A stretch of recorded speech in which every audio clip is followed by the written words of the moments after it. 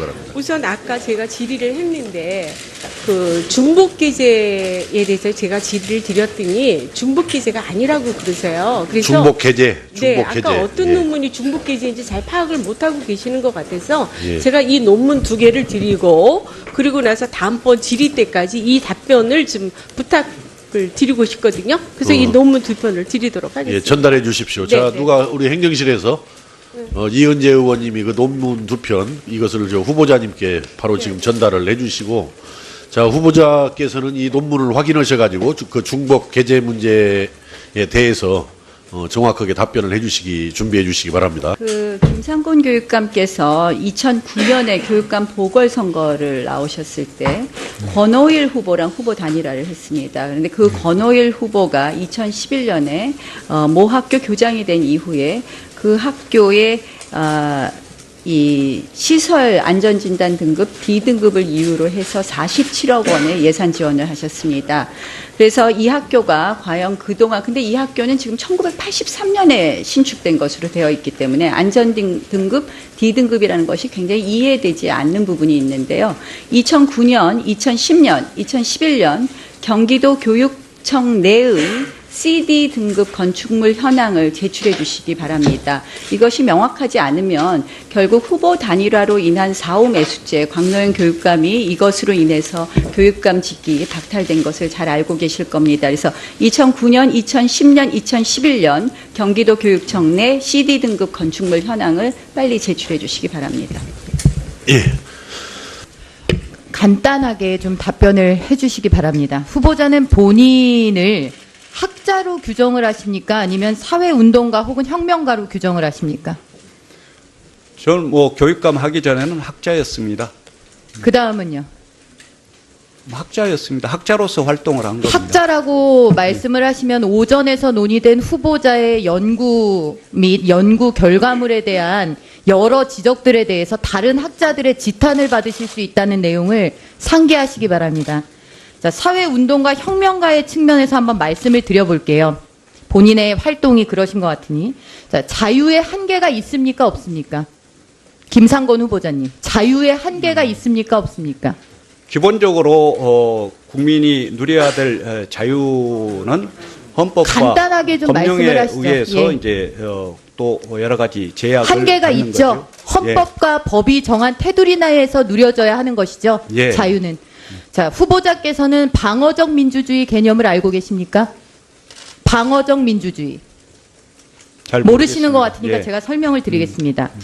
민주주의라는 형식 논리를 이용해서 악용해서 민주주의라는 것을 파괴하는 민주주의의 적들을 막기 위해 한 국가, 한 공동체가 민주주의, 헌법을 지키는 수단으로서 도입된 개념입니다. 방어적 민주주의가 법적으로 제도화된 사례가 뭔지 아십니까? 위헌정당 해산제도입니다. 나중에 이 부분에 대해서 조금 더 보시도록 하죠. 자, 후보자께서는 교육부 장관 후보자이기도 하지만 부총리 후보자이시기도 하죠. 예, 흔히 그렇습니다. 사회부총리라고 하죠. 예, 자, 사회부총리에 관할 범위를 알고 계십니까? 교육부나 뭘 하시죠? 예.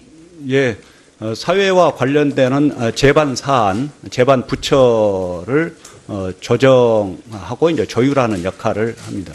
그렇죠. 사회 관련된 거 하시죠. 지금 보면 교육사회 및 문화관계장관 회의 규정을 보면 본인 사회부총리가 그 주재하는 회의에 들어가는 사람이 기획재정부 장관, 그러니까 교육부 장관, 미래창조과학부 장관, 행정자치부 장관, 문화체육관광부 장관, 보건복지부 장관, 환경부, 고용노동부, 여가부, 국무조정실장 및 대통령 비서실의 교육사회 및 문화정책을 보좌하는 수석비서관 다 들어가게 돼 있습니다. 얼마나 넓은 범위를 포괄하는 위치가 사회부총리인지 아시겠어요? 예, 알고 있습니다. 정부조직법상의 권한, 대통령 권한대행 순위로도 지금 보면은 대통령, 국무총리, 경제부총리, 사회부총리 이 순으로 권한대행을 할 수 있게 되어 있죠. 예, 알고 있습니다. 자, 본인이 지금 후보자가 되신 자리가 대한민국에서 그렇게 막중한 자리라는 겁니다. 자, 그럼 그 자리에 본인이 계실 수 있는지 한번 보시죠. PPT 띄워보세요.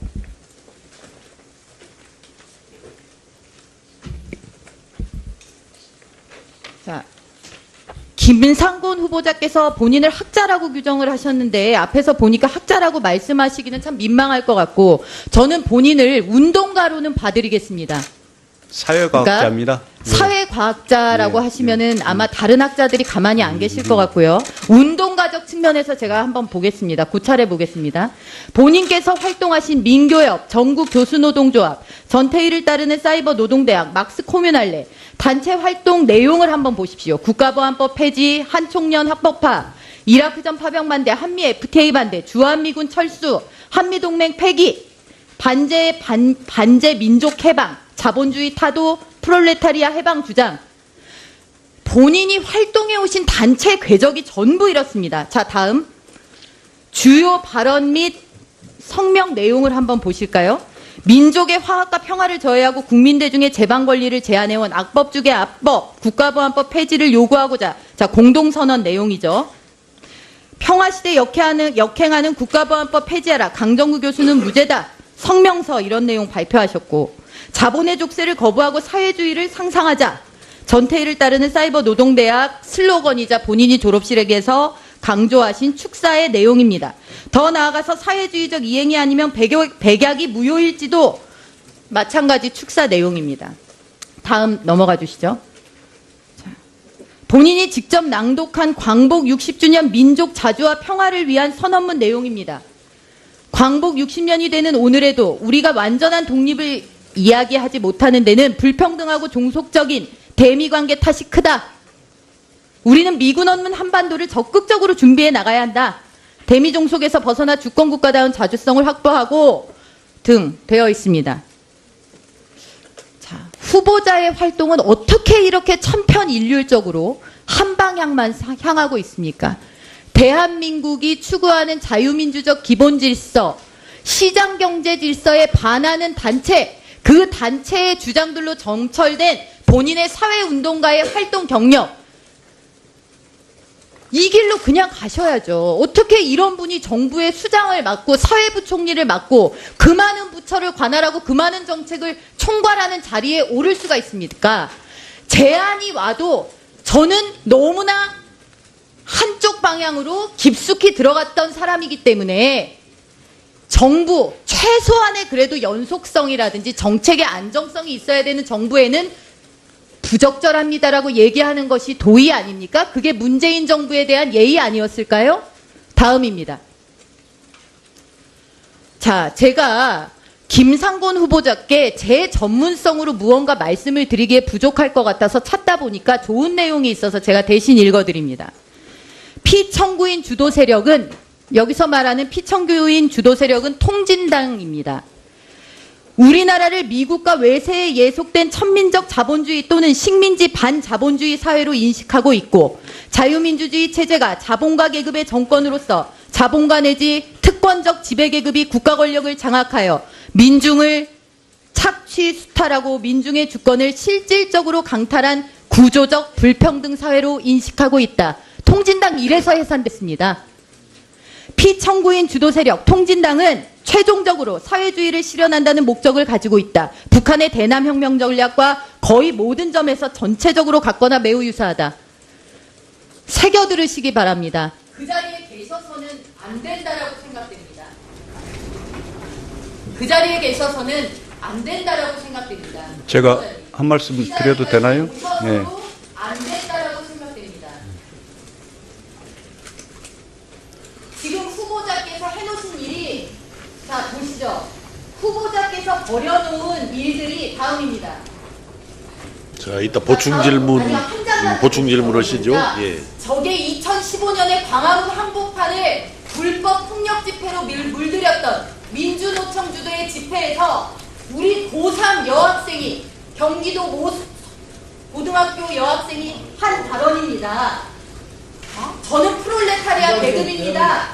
프롤레타리아 레볼루션밖에는 이 사회의 문제를 해결할 수 있는 방법이 없습니다. 후보자께서 그 자리에 가시면은요, 대한민국의 학생들이 저런 인식을 갖게 됩니다. 후보자께서 평생 바쳐 일하신 그런 열정과 투지가 저런 세상을 향해 열려 있는 거잖아요. 법과 원칙을 그러면- 지킵니다. 시간이 그러면- 한정되는 뭡니까? 운동가로 자기가 남으십시오. 법과 질서를 안 운동가로 지키면서- 그런 거 얻어서 하세요. 운동가로 남으십시오. 네? 아시겠습니까? 후보자님? 자, 전희경 의원님, 전희경 의원님, 이따 보충 질의해 주시고요. 제가 아까 우리 첫 질의, 잠깐, 예. 첫 질의했던 우리, 국민의당 장정숙 의원님과 아까 후보자 간의 질의 답변이 가장 모범적인 케이스라고 제가 아까 설명을 드렸습니다만은 그 질문과 답변이 적절하게 조화를 이루어질 수 있도록 또 섞이지 않도록 질문하시는 분들이나 또 답변하시는 후보자나 각별히 유의해 주시기 바라고요. 후보자님, 거기 지금 전희경 의원님 질의에 대해서 뭐 하실 말씀 있으면 말씀을 하시기 바랍니다. 예, 답변 기회를 드리겠습니다, 제가. 예. 예. 저는 자본주의 경영학자로서 한국 자본주의가 고속 성장을 하면서 이만큼 발전돼 왔습니다. 그러나 그러한 과정에서 여러 가지 문제와 한계 또한 누적되어 왔습니다. 그것을 풀어 헤치지 않고서는 사실상 지속적인 발전 가능성이 갈수록 줄어드는 사회가 우리나라 사회라고 생각합니다. 그래서 그러한 부분들을 해소하면서 보다 더 민주적이고 보다 더 효율적인 자본주의 시장 경제가 정착되고 발전될 수 있도록 하는데 학자로서 최선을 다해 왔습니다. 예, 자, 그 정도 해두시고 또 다음 기회 때 또 입장을 밝히실 기회가 있을 겁니다.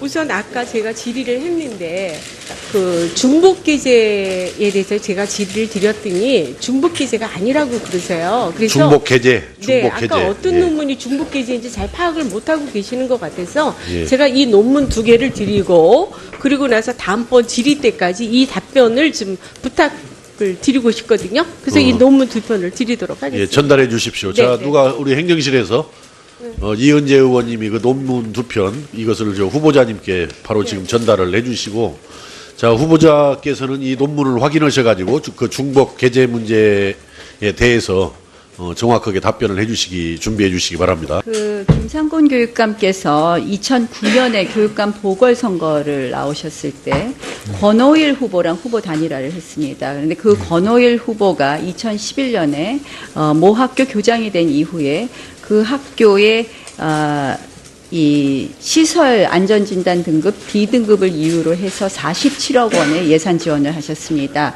그래서 이 학교가 과연 그동안, 근데 이 학교는 지금 1983년에 신축된 것으로 되어 있기 때문에 안전등급 D등급이라는 것이 굉장히 이해되지 않는 부분이 있는데요. 2009년, 2010년, 2011년 경기도 교육청 내의 CD 등급 건축물 현황을 제출해 주시기 바랍니다. 이것이 명확하지 않으면 결국 후보 단일화로 인한 사후 매수제, 광노현 교육감이 이것으로 인해서 교육감 직기 박탈된 것을 잘 알고 계실 겁니다. 그래서 2009년, 2010년, 2011년 경기도 교육청 내 CD 등급 건축물 현황을 빨리 제출해 주시기 바랍니다. 예. 간단하게 좀 답변을 해주시기 바랍니다. 후보자는 본인을 학자로 규정을 하십니까? 아니면 사회운동가 혹은 혁명가로 규정을 하십니까? 저는 교육감 하기 전에는 학자였습니다. 그 다음은요? 학자였습니다. 학자로서 활동을 한 겁니다. 학자라고 말씀을 하시면 오전에서 논의된 후보자의 연구 및 연구 결과물에 대한 여러 지적들에 대해서 다른 학자들의 지탄을 받으실 수 있다는 내용을 상기하시기 바랍니다. 자, 사회운동가 혁명가의 측면에서 한번 말씀을 드려볼게요. 본인의 활동이 그러신 것 같으니. 자, 자유의 한계가 있습니까? 없습니까? 김상곤 후보자님, 자유의 한계가 있습니까? 없습니까? 기본적으로 국민이 누려야 될 자유는 헌법과 간단하게 좀 말씀을 법령에 하시죠. 의해서 예. 이제 또 여러 가지 제약을 한계가 받는 있죠. 거죠. 헌법과 법이 정한 테두리 내에서 누려져야 하는 것이죠. 예. 자유는. 자, 후보자께서는 방어적 민주주의 개념을 알고 계십니까? 방어적 민주주의. 잘 모르시는 것 모르겠습니다. 같으니까 예. 제가 설명을 드리겠습니다. 민주주의라는 형식 논리를 이용해서 악용해서 민주주의라는 것을 파괴하는 민주주의의 적들을 막기 위해 한 국가, 한 공동체가 민주주의, 헌법을 지키는 수단으로서 도입된 개념입니다. 방어적 민주주의가 법적으로 제도화된 사례가 뭔지 아십니까? 위헌정당 해산제도입니다. 나중에 이 부분에 대해서 조금 더 보시도록 하죠. 자, 후보자께서는 교육부 장관 후보자이기도 하지만 부총리 후보자이시기도 하죠. 예, 흔히 그렇습니다. 사회부총리라고 하죠. 예, 자, 사회부총리에 관할 범위를 알고 계십니까? 교육 뭘 문화- 하시죠? 예. 예, 사회와 관련되는 재반 사안, 재반 부처를 조정하고 이제 조율하는 역할을 합니다. 그렇죠. 사회 관련된 거 하시죠. 지금 보면 교육사회 및 문화관계장관 회의 규정을 보면 본인 사회부총리가 그 주재하는 회의에 들어가는 사람이 기획재정부 장관, 그러니까 교육부 장관, 미래창조과학부 장관, 행정자치부 장관, 문화체육관광부 장관, 보건복지부 장관, 환경부, 고용노동부, 여가부, 국무조정실장 및 대통령 비서실의 교육사회 및 문화정책을 보좌하는 수석비서관 다 들어가게 돼 있습니다. 얼마나 넓은 범위를 포괄하는 위치가 사회부총리인지 아시겠어요? 예, 알고 있습니다. 정부조직법상의 권한, 대통령 권한대행 순위로도 지금 보면은 대통령